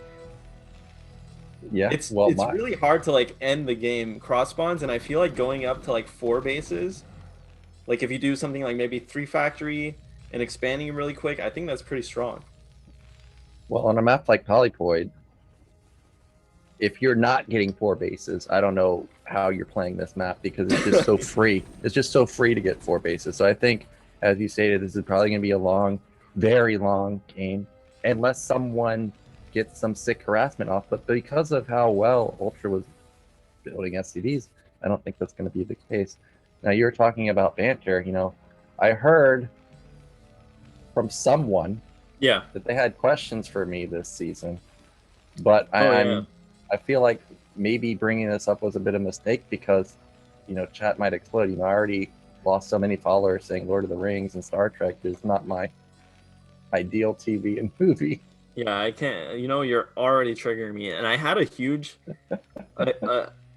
dude. I had like a catalog of questions to ask you, and then I woke up this morning, and I was like, damn, what were those questions I had for Nyokin? And I just forgot. And then I realized, wow, I'm a really boring person. Like sometimes you talk to some of those people, like some people who just like, they'll out of the blue ask you some weird question, but it's like kind of like a fun question, and you're like, how on earth did they think about asking that? Like, I just can't do it, man. I don't know. Yeah, Artosis and Tasteless, as you said, have some of the best banter. Like, some of the things they said, I'm like, what, man? Like, that just came out of nowhere. I know, dude. It's just amazing. I'm actually quite jealous. One day. Yeah, one day we'll get that good. But something that's not coming out of nowhere is those 3 factories that all it's going to be Vulture-Man. I mean, it's TVT, man. Like, it's Vulture-Man every single time. I try when I stream. I try so hard, chat, to not be Vulture-Man. I go tank Wraith, and then I die to mass vultures. Yesterday I played Sorry on the ladder. You know what happened? Another name drop. Let's hear it. Yeah, he built 12 vultures, and I was like, yeah, but I got 2 tanks. Yeah, well, apparently DPS of 12 vultures is a bit higher than 2 tanks. I just died. Yeah. Just to straight up Ultraman. So that's what we're gonna see from Ultra. I gotta point out that this apparently is, I'm guessing, a live game, or not a replay, or maybe it is. No, it is because a replay. I don't see the upgrades at the top left, so I don't know if this is speed or mines. No, it's a replay, American. Okay, well, regardless, we don't have this. Okay, there we go. There's the display at top left. I was wondering whether it's speed or mines, but we have the answer. It is going to be mines. Yeah, it is going to be mines. And this is a really good opening here from Ultra. Again, this 3 factory build is good against what vOddy is doing. Actually, what vOddy is doing is quite interesting. I don't know if he has an armory. He actually just went 2 factory vulture. And, to be completely honest with you, you can just do 3 factories instead. Oh no, he does have tanks. Never mind. So this was a tank vulture push. Very stable way to play. on cross spawns, he just got over onto Ultra's high ground for free, but Ultra actually went 3 factories with tanks, which you don't see quite often. So very interesting situation in general here that personally I have not seen too much. This is going to be nice though for vOddy, because getting this forward position means he can get those mines out, but Ultra getting so many vultures into vOddy's natural. vOddy does have a bunker in his natural, if we can go check there real quick. The tank comes out in time to block the ramp, but that is a lot of damage. You can see the worker count there dwindling for vOddy, and you know, they're both basically on the same amount of command center, so there's no way for vOddy to make up that discrepancy until later. And now Ultra is pushing out the siege tanks from vOddy to defend. Yeah, but because Ultra recognized that he was getting contained very quickly, he instantly built the starport. So Wraith is going to be coming out. That was a very smart move to instantly put that up. And because siege and mines are is Ultra going to pull SCVs? I'm surprised he would do that, especially with his Wraith already coming. I think that would be a huge mistake to go for that. Just let the Wraith push it back. Now, we pointed out last time on the Eclipse game that the Academy, well, we were saying that we thought the Academy might be a little bit late, but instead he put it down as soon as you said that. Now, in vOddy's base, he does have the Academy, but I haven't seen it start for Ultra just yet. And here come, okay, yeah, he is just going to sit here. I think he definitely needs to not waste these units. Otherwise, it's a complete waste of time to go for the Wraith. Now, a little bit of a difference here is no netcast for Ultra, and that is either intentional or a mistake. And I think it's a mistake, and that's just going to limit how many tanks he actually can build. Yeah, well, we'll have to see here. I mean, vOddy still has that nice position outside of Ultra's base, but does decide to pull back. Oh, the Wraith does come out in time here before there are any Goliaths to reinforce vOddy's position. But yeah, this is exactly where I feel like the game really slows down, especially on this map in this matchup. It's just so hard to press on, and I think it's so much easier to just defend your side of the map. So I'm really curious to see when the command, but these vultures are going to do so much damage. That's so many vultures, and he's not even laying down mines. He's just man fighting these tanks, and that's like a huge pickoff actually for Ultra. He does get 3 tanks there for a couple of vultures. Definitely, you always want to take that trade. And now vOddy, he is on 4 factories though, so a healthy factory count is getting that 5th factory with the starport. But you can see Ultra on his side of the map still only on 3 factories, but he is going add-ons on all of them, and he does have a starport, so it looks like he might transition into some kind of tank wraith play that we saw on in the game versus Terror. And I do like this from Ultra, because it just signals that he is going to expand. And you can see he's actually double expanding. He has 6 o'clock building, he has that command center at his main building, and this is going to put a lot of pressure onto vOddy to do something about it, whether it's expanding himself or trying to push. But on Polyploid, because you have that huge high ground at your mineral only, it does make the defending player have a really solid position. So it's going to be much easier for Ultra to defend this. And because he's going for these really early triple add-ons, he's going to have the tank count to basically just siege up all the important positions and kind of hold on to his 4 bases and then explode into a massive amount of factories. So vOddy definitely... And the thing is, vOddy, despite the fact that he has 4 factories and now a 5th factory as well, he doesn't actually have a supply lead here. So I think Ultra's early aggression with the vultures actually is paying dividends here. You can see he still has the worker lead. So honestly, this is looking really good for Ultra.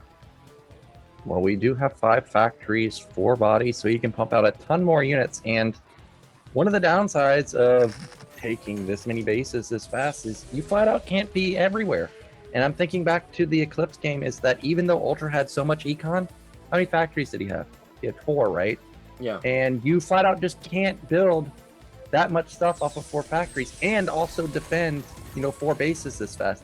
So if vOddy was to recognize this bottom base only had 2 tanks, I think he instantly goes and kills it. But for now, he hasn't scanned. He hasn't even suspected that it was taken, and that Valkyrie came in 1 second too late to see the vultures or the SCVs get transferred to bottom middle. I think for sure if he knew about bottom middle, he would go and kill it. So instead, this base is just going to be up and running for free. Now he sees the SCVs, but does he actually notice it with the Valkyrie? Yeah, it's so weird. This is such a body thing here, making these two Valkyries. And to be honest with you, I mean, those Valkyries are really expensive units. You know, they're like 300 minerals almost, 275. That's like almost a command center. I mean, I know I'm rounding up really high, but that's basically a command center. So every Valkyrie you see is a flying command center. And that's going to delay vOddy's expansions. And like, he does get his third base up, but Ultra is already on 4 bases and he's already mining up. And like you said, Nyokin, generally when you expand really fast in this matchup, it does kind of thin you out and you have a lot of areas to defend. But Polypoid specifically, it's just so easy to defend. Like the high ground here defends this whole front base, and then it's hard to kind of commit a lot of units to attack this 6 o'clock base if you're in vOddy's position, because they kind of have to go into that whatever, kind of funnel into that 6 o'clock base. It's just so easy to defend. It's just so easy to defend in general on Polypoid and TVT. So definitely Ultra in a sick position just from his expansion timings. But we'll have to see if he can macro well enough to make it matter. You know, he has to add his factories on time. He has to just keep making units. And then he has to know where to attack to convert that lead. Well, I actually think Ultra's in trouble. And the reason for that is because, yeah, he has 4 bases. That's fine. But look at the supply; it's even for both players, and there's not like a factory flood from Ultra. He may have like 6 now, but the positioning is way in favor of vOddy. He's got the left side secured. He's got top side secured. I'd actually like to see him move the tanks a little far forward because I don't want to see Ultra get mid-right. That would be 5 bases for him. But right now, there's no way that Ultra can, I think, bust through. I think if he goes right now, maybe he can bust that left side, because vOddy has a huge army trying to reinforce right now that's not here, and maybe Ultra can get through in time. Oh, he's going, but he needs to siege up these tanks. You can't just walk up unsieged like this. It's gonna work though. I mean, Ultra does have a lot of units.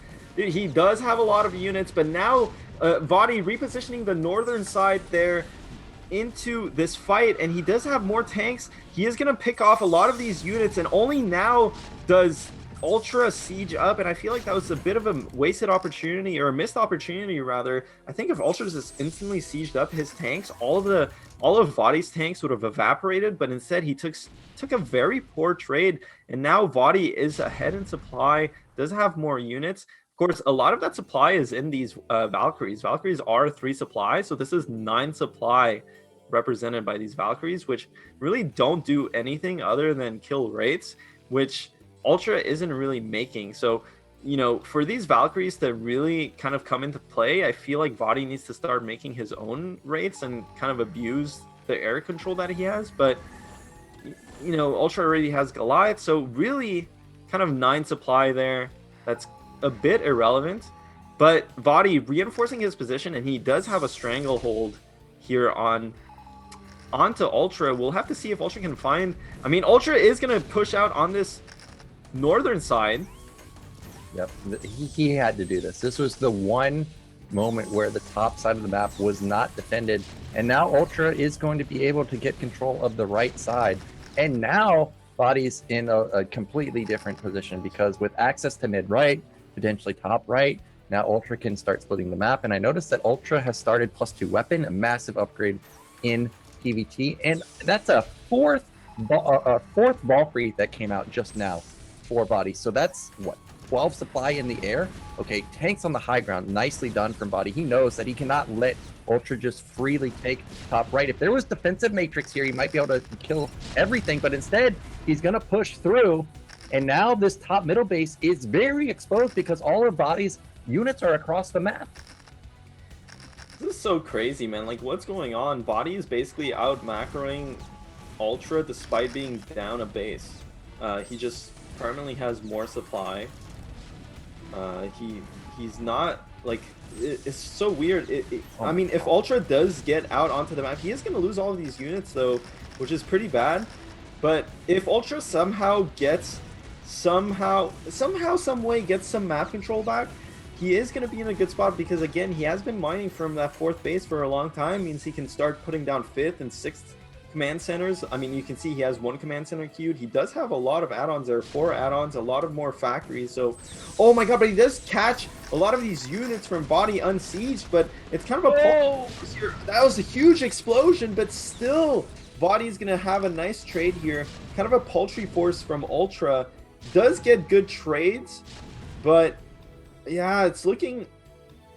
I mean, Ultra did push out of his base. He's no longer contained.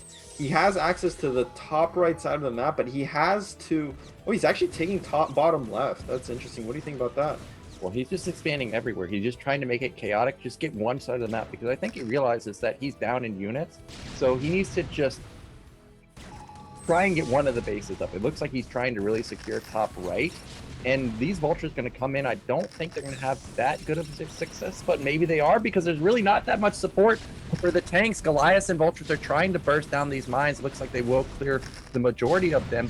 And now Ultra is up 20 supply. I think a minute ago it was, oh, look at this. That's not something you see every day. Vulture denies the landing of the command center, and these 4 Valkyries are going to pay for one of them, apparently. He's going to take down one of the command centers here.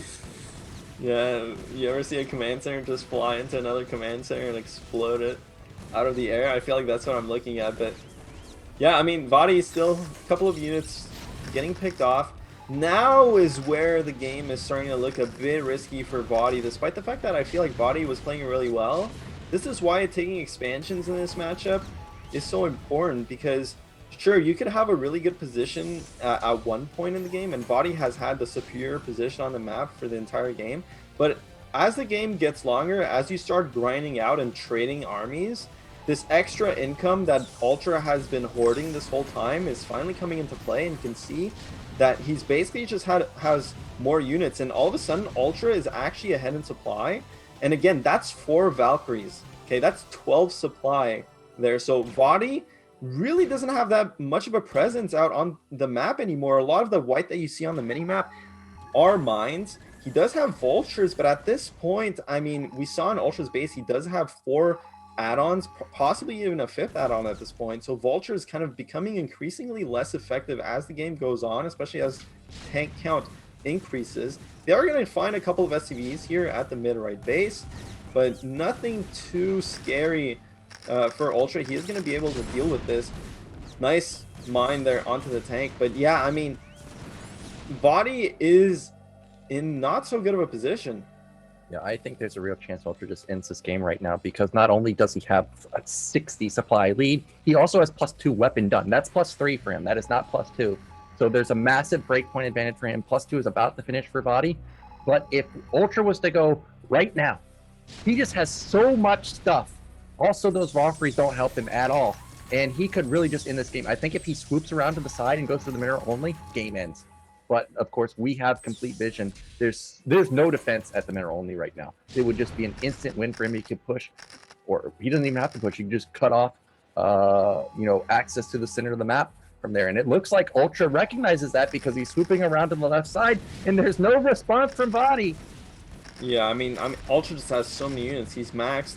vOddy again, 150 supply, more like 140, 130, and it's just kind of the economic advantage that Ultra has is insurmountable. Like vOddy, even if he plays out of his mind, he just physically has, like, he just has fewer things, so it's so hard to overcome that disadvantage. And Ultra getting some vultures out onto this mid-left base. vOddy's going to clean up these tanks at his mineral only, so he's going to be able to land that command center and start mining from it. But look at the mini-map now.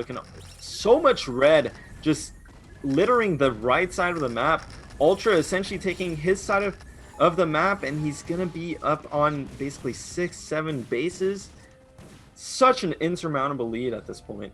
Yeah, and the SCV count for vOddy, it's not bad. 60 is okay, but TVT, you really just want a ton of SCVs, and Ultra sitting at 75. He just has insane econ. He's got a 2k, 1k bank. He has 9 factories. He's just permanently maxed. He's going to go for another follow-up, and vOddy's doing a really good job to focus down the tanks, and he may be able to clean up this army, or well, maybe he's not, but he did trade about as well as he possibly could. But look at the money for vOddy. He just doesn't have the econ anymore. He does have 3 bases up and running with the mineral only top, middle, and mid left, but he's got to get a consolidated army, and it just feels like Ultra's constantly attacking him. Now there's a hole at mid left. There's no defense there. If Ultra was to scan and see that, he could easily kill that base. Yeah, I mean, again, like vOddy is basically broke. Ultra still has a bank, has so much to work with. I mean, if vOddy somehow comes back this game, it's probably going to be the comeback of the tournament, honestly. I mean, even just day one, we're going to think back to this game like, holy cow, how did he do it? But it's looking that dire here for vOddy. I mean, he does still have units. He can still fight it out. He's going to try and get this position on the high ground. High ground is going to help him, but just look how many red Terran units there are compared to the white Terran units. And Ultra sieging on the low ground doesn't really matter. He has so many tanks, so many Goliaths, so many Vultures just pushing through here. And this is going to essentially deny bottom left from vOddy. And without bottom left, where does he expand to? Yeah, he's just running out of bases to take. And that was a very crucial moment right there for Ultra to deny that setup. Because if that got set up, then all of a sudden, this could potentially go into a split map scenario. And that's not what Ultra wants when he has such an amazing econ advantage. He's got all of the right side set up. He's on 7 bases.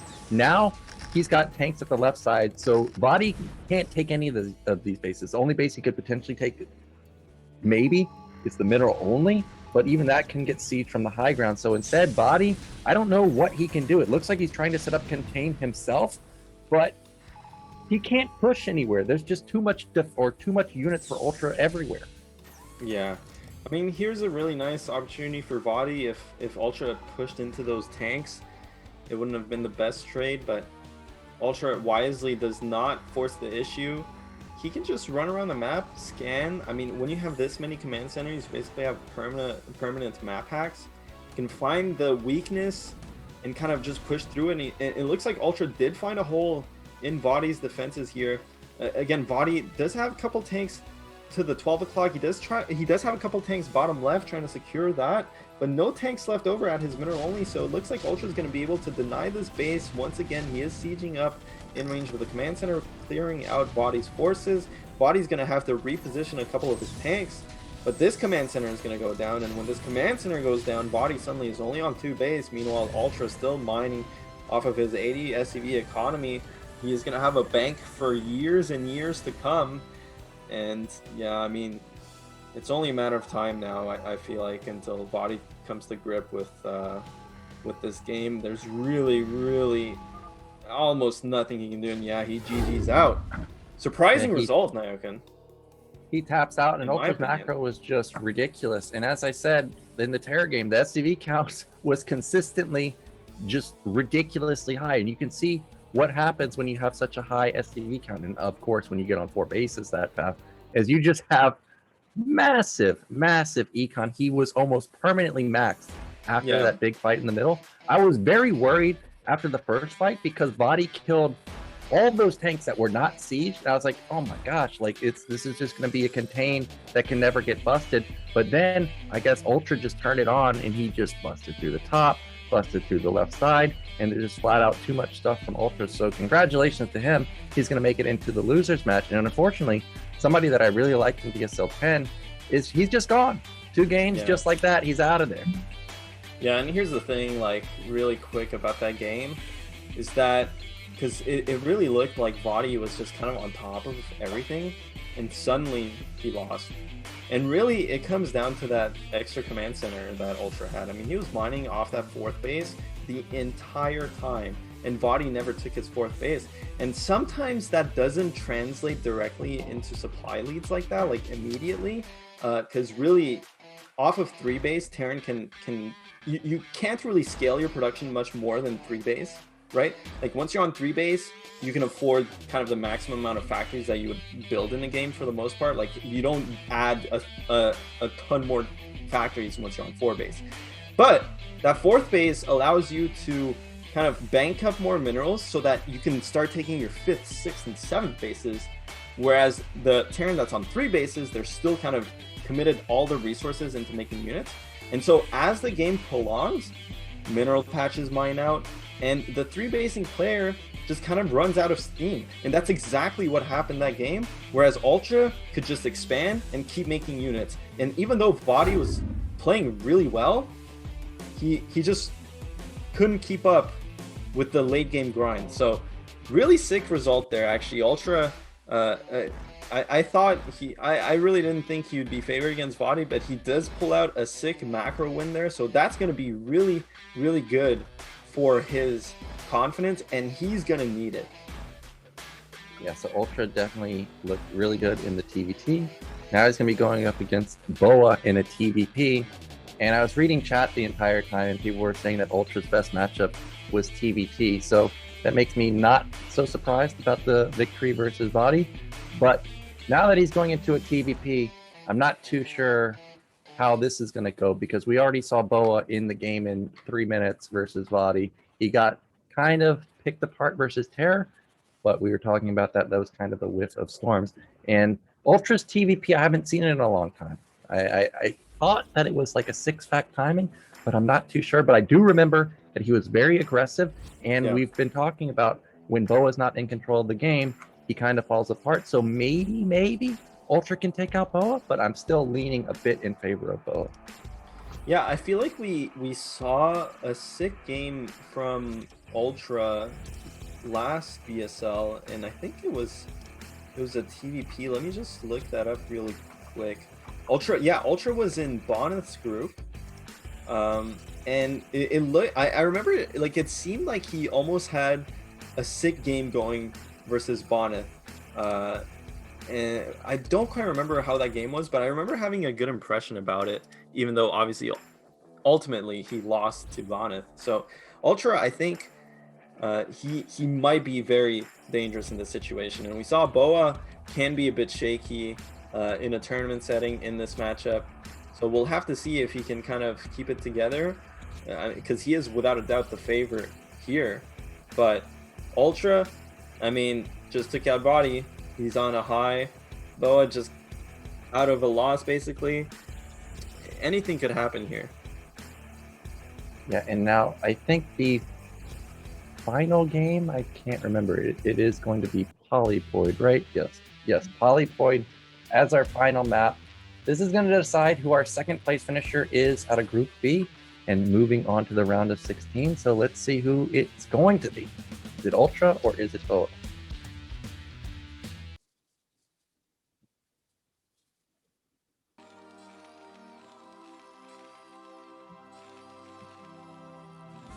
In the top right, coming off of a very solid macro victory versus vOddy, we have our red Terran Ultra.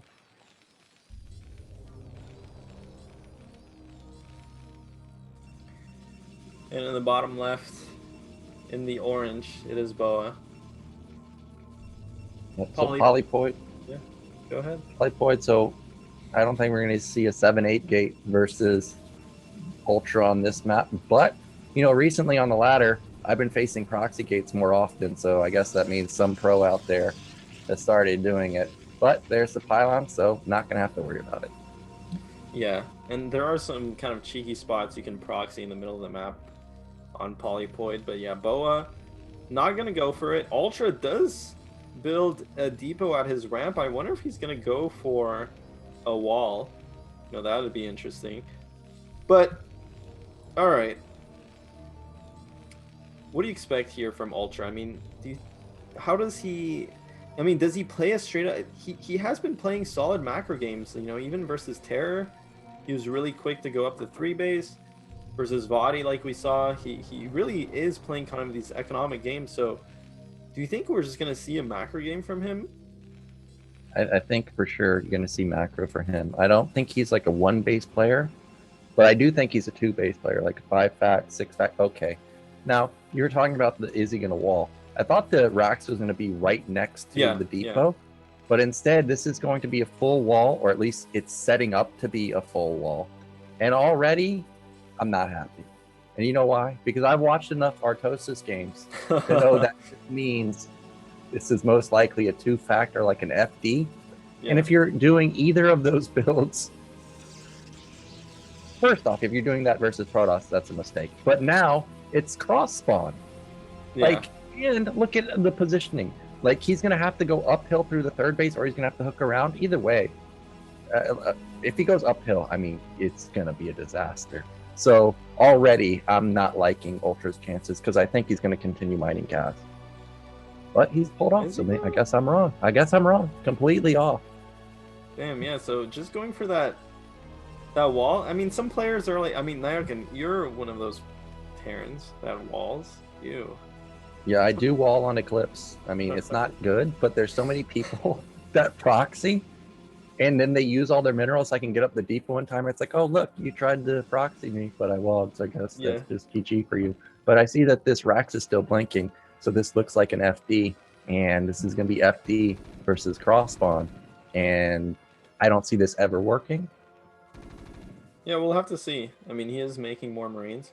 Protoss, on the other hand, did not go for that Zealot, so really interesting decision. I mean, you know, generally if you go for that Zealot, you really want to put it on more pressure. You're worried about kind of Terran being a bit too greedy and expanding really fast. But in all other situations, skipping that Zealot is really nice. And, you know, honestly, the Zealot doesn't really do too much against the FD. Oh my god, that's actually a Citadel after Dragoon range. So BoA whipping out a pretty... I mean, this is a do or die situation, right? Like, this is tournament live for both players, and BoA's going for that Citadel as soon as the SCV leaves the base. And the thing is, oh my god, Ultra scouted 3 pylons, I think, in BoA's main, and he saw Dragoon range, and he saw the Dragoons. And now there's a proxy here from BoA. This build from BoA is really strong. Well, let me just say this. I think that this transition from Ultra is a good choice. He built 3 Marines. I think this was going to be an FD. Then he scouted that it's cross spawn. He can't FD into this. Now, because the probe took damage, it can't come up and scout the Marines again. So this high ground command center, this really does look like this is going to be a 2-fact. And what BoA was going for with the DTs just shuts down that build instantly. God. Now this is going to be 3 gates, so this is going to be a ton of DTs very quickly, and he's just going to overrun. But overall, I think what both players have done here is perfect. You see what looks like a 2-fact, DT's perfect. You see that cross spawn push is not going to work, so you might as well expand. And now he's going into an eBay. So both players are doing what you're supposed to do, and as long as he can get the turret up, he should be fine.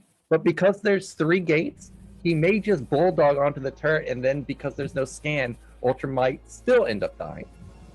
Yeah, I mean, we'll have to see.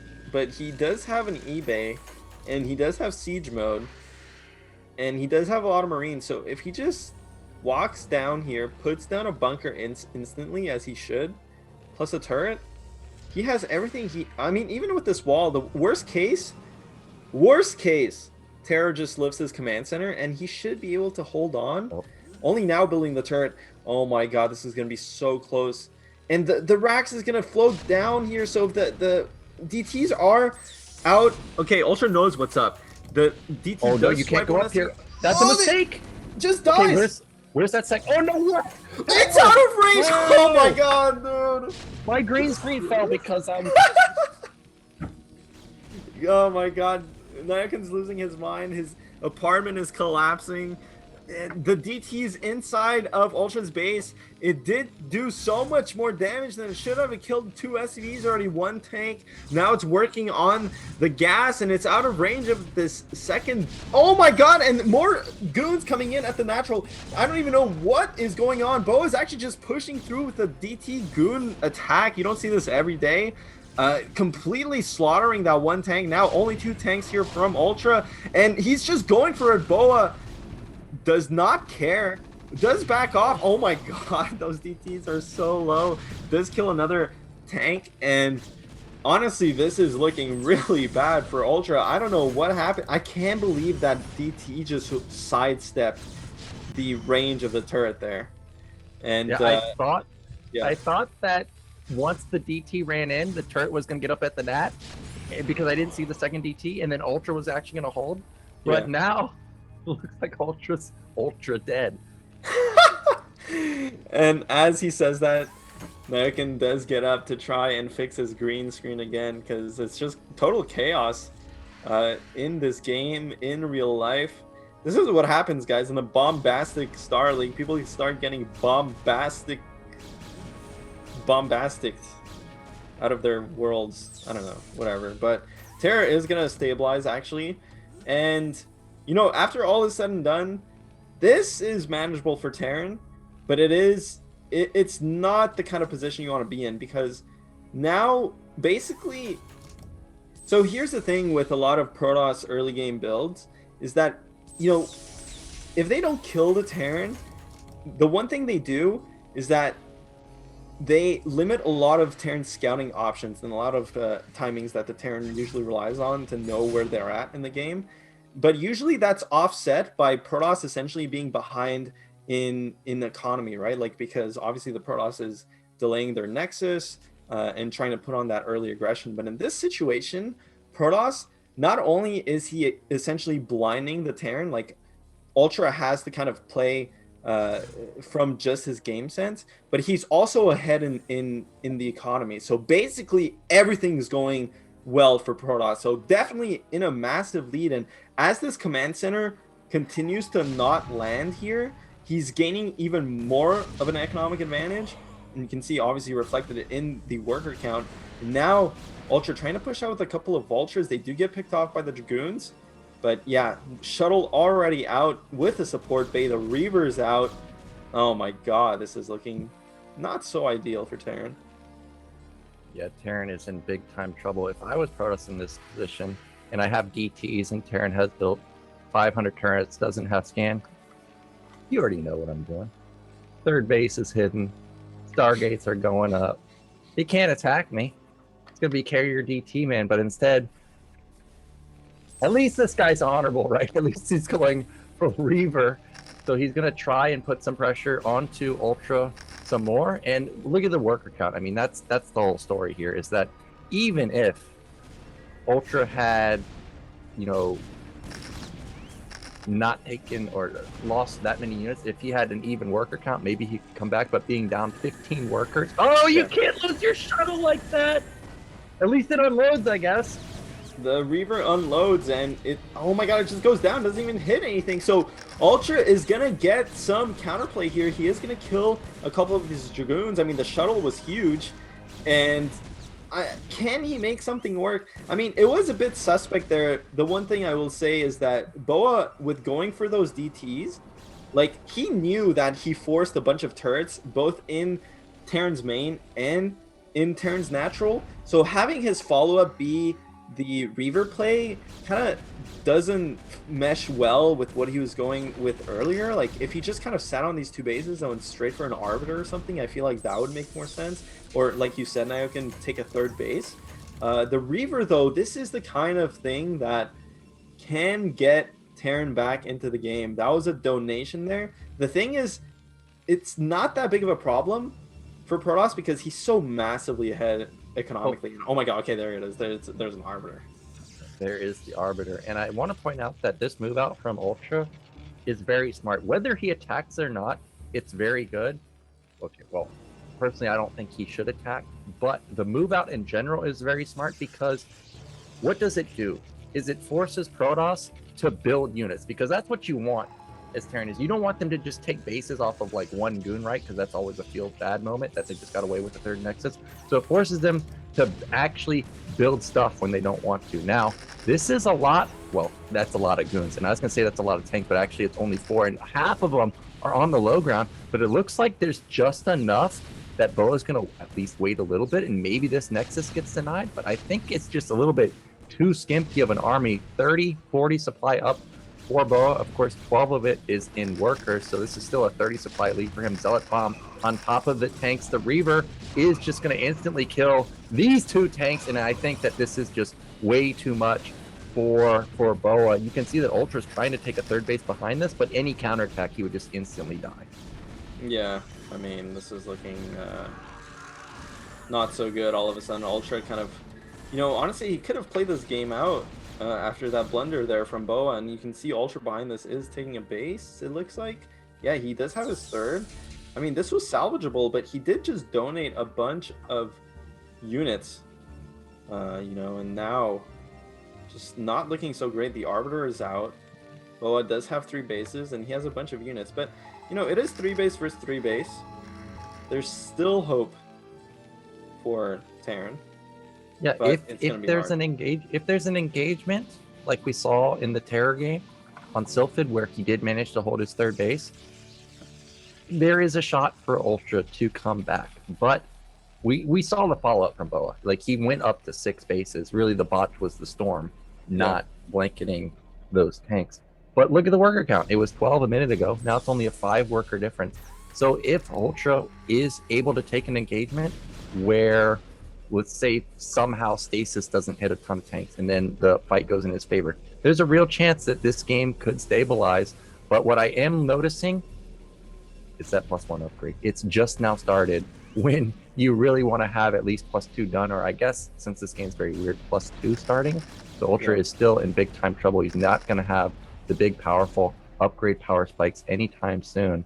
But at least he's kept Protoss, you know, only on 3 bases for now. He is now starting to take his bottom middle base, but supplies tell kind of the whole story. Still down 50 supply.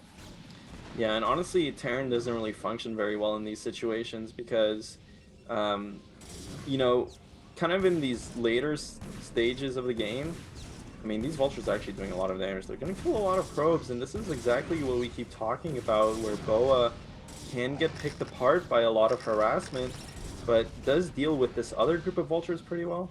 But yeah, Protoss definitely has an easier time in these situations where, you know, it's easier for them to kind of take bases. Like, Terran can't, like, at this stage of the game, Terran really can't go for any kind of 3 base push, because by the time he's maxed, his main and his natural is going to be mined out. So he has to play for that 4th base, but at the same time, he has to keep making units to not get busted.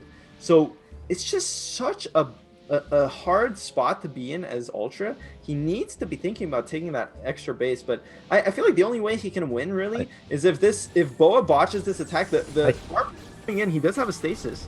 I think he might bot. Okay, there we go. There's the Zealots that I was waiting for. The Zealot bomb doesn't really do that much, I don't think. The Zealots now running in from the front side are trying to get on top of the tanks, but instead they decided that the SCVs are more important at the top. But I think there's just too much goons. There's just way too many goons for BoA, and he's going to overwhelm this position. I think even one more cycle may have ended up being, or Ultra may have ended up being able to hold it, but instead 3rd is going to be busted. BoA's on 4 base. He's got tech advantage. There's no upgrades for Ultra. His main's going to be mined out pretty soon. Command center is going to be falling down. And unfortunately, again, this is more than likely going to be Ultra busting out in the round of 24. Yeah, I mean, it's looking like it, isn't it? And Protoss forces reinforcing here. You can see BoA is on 4 bases, is researching recall, has more arbiters making, more units coming in. Looks like he's finally managed to do it. Ultra putting up a solid fight, though. It isn't going to be enough this time around. He did have a good shot, I feel like, this game. I think, even though he was pretty far behind from the early game, you know, that attack at the 3rd of BoA was just kind of wholly unnecessary and basically sealed the deal for him, as BoA is essentially cleaning up the straggling forces here. We're going to see a GG anytime, but yeah, there you go. BoA does make it through this group, but he had to work for it, man. Yeah, Ultra almost stabilized there. He, like you said, the attack at the 3rd was a bit ambitious, as I pointed out. I think the move to force units is good, because you want this guy to not power to infinity. But yeah, actually moving up onto the high ground, a bit much. But anyways, BoA looked really strong there. He looked strong versus Terran until the storms didn't land. So yeah, I'm not too surprised that Terra and BoA make it out. But, vOddy, I'm so sad about him, man. I thought for sure he could go pretty far, because in Season 10, he did really well. He's got the play that I thought for sure could take out BoA, but I guess BoA maybe has a read on vOddy and just decided, like, nah, I don't want to deal with fantasy right now. Let's just end him in the 3 minutes. And he just gets taken down. Yeah, I agree. I'm a bit disappointed about that too. And Ultra also, honestly, putting on some really solid games. He did play well. So kudos to him. But that's just how that's just how competition goes, Naok, and sometimes you win, sometimes you lose, but there's always the next tournament. So hopefully you'll be seeing vOddy and Ultra in BSL12 maybe, or any other tournaments coming up. But that's it for Group B. Terra gets out first place, BoA second. I think kind of no one's going to be too surprised about that ultimately. But we are going to get into Group F. But before we get into that, we're going to take a quick break. So stick around.